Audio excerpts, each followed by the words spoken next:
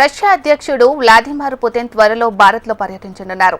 గత ఏడాది మాస్కో పర్యటన సందర్భంగా భారత ప్రధానమంత్రి నరేంద్ర మోదీ ఆహ్వానం మేరకు పుతిన్ భారత పర్యటనకు వస్తున్నారు.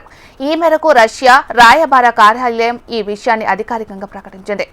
పుతిన్ భారత పర్యటనకు సన్నాహాలు జరుగుతున్నాయని, మోదీ ఆహ్వానాన్ని ఆయన అంగీకరించారని క్లెమిన్ ప్రకటించింది. అయితే పుతిన్ పర్యటనకు సంబంధించి ఖచ్చితమైన తేదీలను మాత్రం ఆయన వెల్లడించలేదు.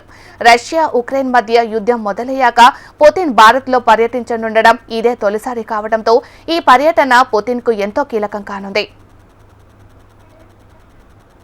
వాస్తవానికి రష్యా భారత్ మధ్య ఓ ఒప్పందం జరిగింది. దాని ప్రకారం అగ్రనేతలు సంవత్సరంలో ఒకరి దేశంలో మరొకరు సంప్రదించాల్సి ఉంది. ఈ క్రమంలో గత ఏడాది భారత ప్రధానమంత్రి నరేంద్ర మోదీ మాస్కోలో పర్యటించారు. ప్రధాని తన పర్యటనలో పుతిన్ను భారత్కు ఇన్వైట్ చేశారు.